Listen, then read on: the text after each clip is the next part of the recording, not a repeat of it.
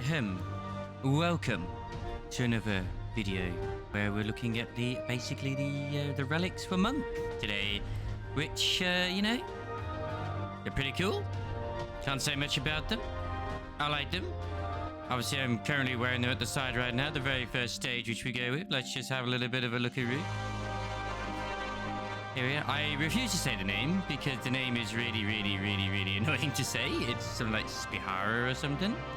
And I will always stress, for the love of God, this is not a guide. This is not a guide for the Unreborn relics at all. So I will very happily recommend using a wiki for these because they can be quite the pain. But anyway, on with the show. So this is the very first stage you come with after what you've done is you've gone through the Chimera, you defeated the Hydra, you've done all sorts of chores for fricking Geralt and his lady friend Rowena, where you've gone to Amperdor Key to get the glyph, and then eventually the unfinished turns into this. But that's not all. Once you get yourselves those 3 Fanavian myths, because clearly that's what it requires, it's always booze of some form or another. And it costs like 25 poetics from Wardona. It will evolve. But evolve how, you say? Let us get to the shiny. Oh yes, the shiny indeed. The Zenith version, which I've never actually had a proper good look at this. I mean, if you haven't already noticed that it is a very much a kind of... I don't want to say it's a tiger look it has at the moment. It's a nice golden black sort of look for currently. But it's more meant to be the Coriol Fists, which if you've done certain dungeons later, then you'll know it's kind of... It's a very fitting type of animal slash cat for the monk, indeed. Now, once you've got into this form, the Zenith one, it will have this lovely glow going around it, which is evident, as you see. I don't think it really changes aesthetically much, it just does have the added glow, but it also makes the eyes glow red. Look at those eyes glowing red on both sides. I might use these actually more often than I do for this glam. Maybe. Does look quite nice with them. But after you've done the Zenith, which is a very easy stage to do, you need to get to this stage anyway, so you can start getting yourself the Atmos from the Fates and the Zones. Once you've done this, you've done the Atmo farming, it will evolve into its next stage, which there is another NPC which arrives, which you no longer... Geralt, the Geralt is ended at this point, but is a an old Sharlayan scholar arrives, literally and metaphorically as well, because it comes from Sharlayan, and he's old. Let's have a look at the next stage, yeah? The Spihari, however you say it, Atmo version of the relic. It has completely changed colour. It's gone from black to white instead. And I've just noticed as well that when you actually draw it out, the jaws actually snap.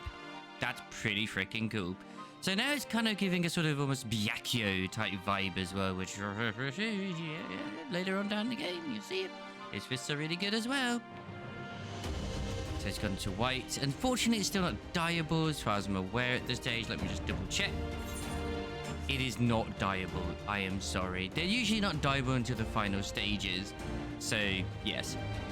So this is the Atmo version after you've done all of the... gathered them from all the Fates. It can be a grind, but as I've said and I will keep saying in previous videos as well, this weapon is something you can get... Well, sorry, you can farm... for all the Atmos in one go, if you so wish to, or 9 of them, so you don't have to keep going back for each time. I have done this when it comes to the last few I have remaining, which are the White Mage, Scholar, and Black Mage, as of speaking, so I don't need to worry about doing the Atmo stage. But once you have done the book phase, which is what these ones are to do with, which you need to have these equipped to do it, otherwise it will not count. But when it comes to dungeons, you only need to equip this relic for the final boss, but you have to make sure you kill it with this weapon.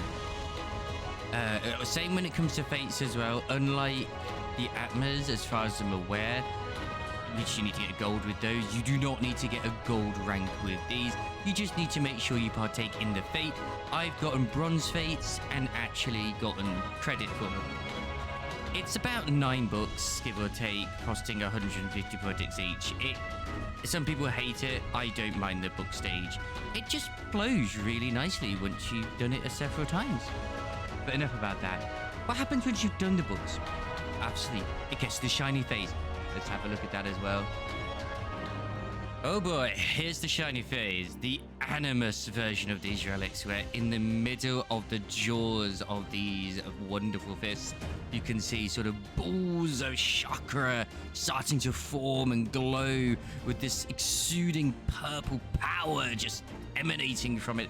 The eyes are now glowing bright blue, and yeah, it's pretty freaking dope, I'm not gonna lie. But for this stage, once again, this is where you have the freaking, you have to go around and get yourself the Alexandrite, because it's a spear one. It's a spear scroll. Spear scroll is a pain. Absolutely a pain. But it's still cool. Anyway, there's not much to say about it, because it's kind of like the same as the original version, but it's just in white. But I like it. I love monks, and I love this weapon. Anyway, moving on to the next phase. Let's get to it. So you've fused it with the spear scroll. I see what you did there. Very nice. Now it's glowing bright gold. It's very blinding.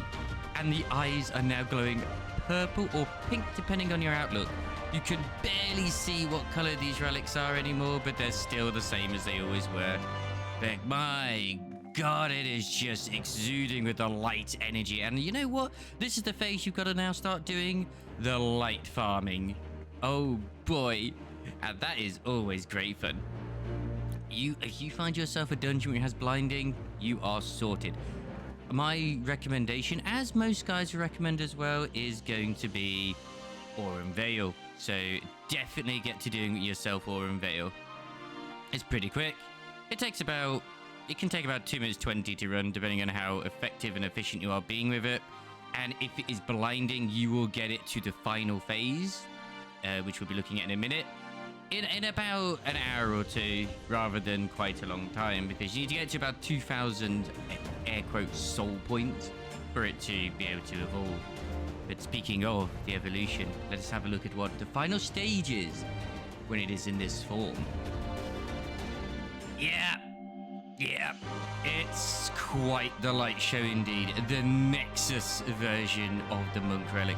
The eyes are glowing bright gold. They are just oozing that energy so much it's now circulating the fists themselves. Enemies will quake in their boots when you are coming towards them with this weapon. And it still pretty much looks just the same when it's set out here. It is a shame because when you bring it out, it's like, oh my God, look at that. The glyphs, the codes, the everything going around it. It is amazing. This is the final phase you have until you evolve it to the Zodiac weapon that it deserves to be in the Zodiac form that it is. But for that, you need to do a lot of questions, go around, do a lot of tasks and a lot of things. It is something which you can do. Once you've done them, they're repeatable quests, and I would recommend always having them on you so that you are always gathering materials while you're doing books and other things as well. That is my high recommendation. But yes, once you have gathered the perfect Alexandrite and the other items, which I do not remember at this time when I'm doing this, but whatever, you'll get to it. You'll be able to evolve it into this first Zodiac form, which is also dyeable. Let's have a gander. So, welcome to the Kaiser Knuckles. Personally, a little bit of annoying way they do it, because I'd rather they didn't have this bit where you're grabbing onto it, like where it's floating in midair. Because I'd rather it kind of be on the back of your fist. But the Kaiser Knuckles, just look at this beautiful boy. It looks incredibly unwieldy in the way that you're actually holding it, but it is quite the weapon to behold. When some people say that the Realm Reborn relics are their favorite relics, they're not lying. They are not lying at all. The best part about this too, for these claws, they're dyeable. But yes, let's have a look at them. So you have a nice glowing bit on the back here with looks like an eye and loads of scales. Kind of gives me a void type of look too. The claws are like a hand, hence the Kaiser Knuckles. You have 1, 2, 3, 4, 5 little claws. These bits on the side, they don't count. They're not part of a hand. they are still there to cause maximum damage, maximum bleeding, maximum rip and tear. Let's just put this away. You don't need to see all this. But most importantly, as I say, you can dye them.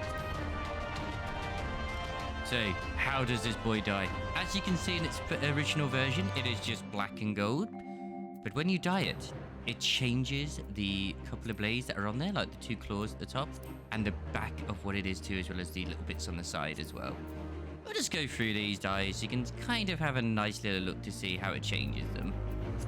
But we'll just sheath it for now, because actually, no, it's better to not have it sheathed. I know it's going to be bobbing back and forth a fair bit, but hey, blame the way the monk is animated. Ugh. Personally, I actually have these in a glam, and I like to have them dyed a sort of orangey, and it looks really, really, really nice. But you'll see why in the final version. But I think I've since gone back to what it normally looks like, because I'm simple.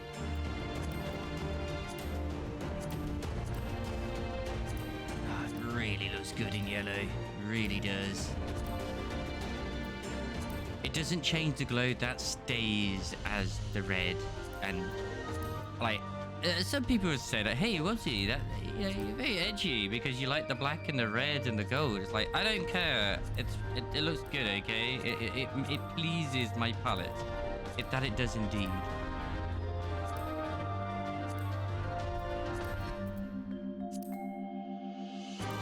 Now, I know it might be a bit quick, but it's to give you a nice idea of what it looks like in various shades and stuff like that too.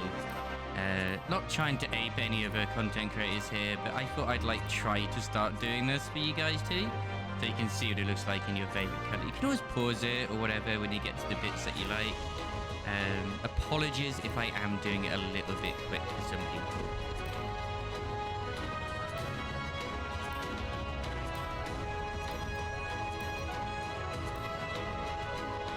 See, in black, it just, for me, it doesn't really work because it just makes it completely dark. But if you want to see the gold bits, go for it.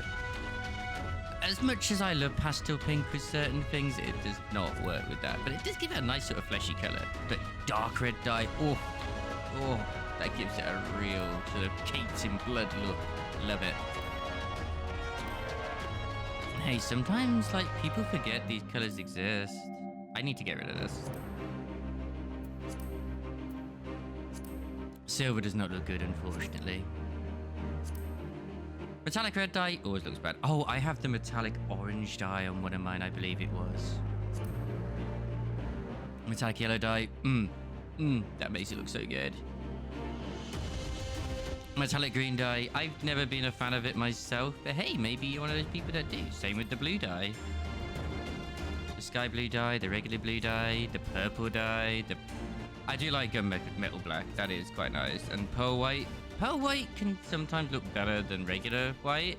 Like in this case, I think pearl white looks better on metallic type, like armor and weapons. So, hey, if you want it in white, I would recommend pearl white over regular white. Maybe, you know, maybe you like me and prefer that too. But yes, let us look what the final form of this relic goes to.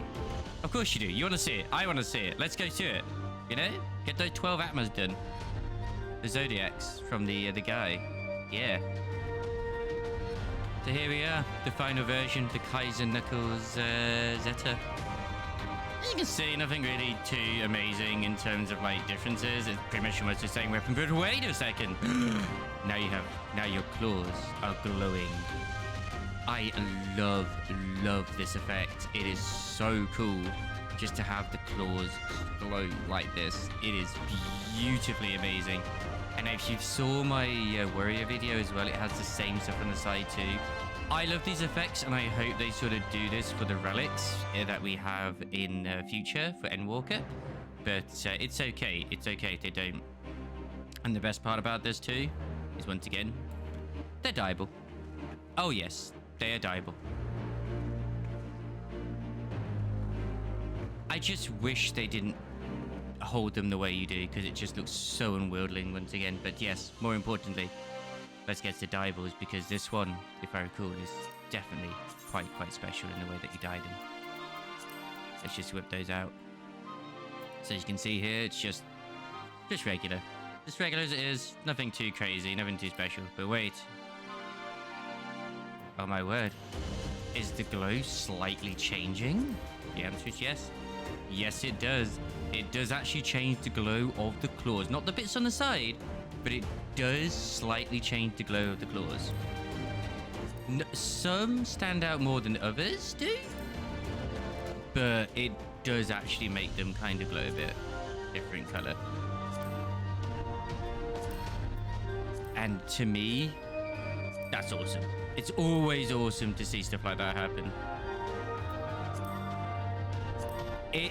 As I said, it stands out more with certain other dyes than it does with like these. And oh god, it's so good.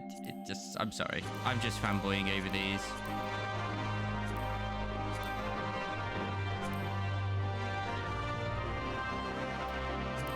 It's most likely an illusion as well, due to the fact that it like dyes the blade bits at the back, but doesn't matter to me. It looks good. It really does. In fact, you can see it here, like the differences,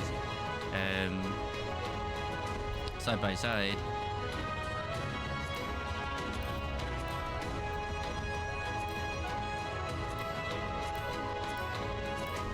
Out of all of the monk relics that I have collected, because I have collected all of them, this is one of my favorite ones. I love them all, I really do. But actually, to be fair, I don't hate any of them. I'm slightly impartial to the Stormblood one, because it just, once again, looks a bit unwieldy, and it feels like it could do with being a bit better. The Endwalker ones are give or take. They are cool, but I personally prefer first stage and last stage more than I do the middle stage. I much prefer like these sort of gauntlets, which maybe can kind of at least try to attach, than the ones where they're straight up gloves. I do not like the gloves. I'm really hoping we're going to get some tonfas again. Fingers crossed in Endwalker, because I quite like the way that tonfas look. So gloves kind of limit your glam, because they're now part of your glam. Which for some people, you know, that's okay with, but for me, that's a big fat no-no at times. I like to try and make stuff work with certain ones. But that is, once again, ladies and gentlemen, the relics from the very start to the very end for the monk for A Realm Reborn. Hope you've enjoyed it. Thank you very much for watching. I will see you again next time for another look at another relic from A Realm Reborn. I will probably get to some Heaven's ones soon. Heaven Wars one soon. I will reiterate once again, I will not be able to cover all of the A Realm Reborn relics because I haven't made them all. But when it comes to Heaven's Ward, oh, I will be. Every single form and every single upgrade and glowy things as well. I probably won't go into certain details like I have done with the ARR ones, just because the ARR ones require quite a bit of busy work compared to future ones. But yes, you guys, boys and girls, take care of yourselves. I'll see you again soon. Ta-ta for now. Bye!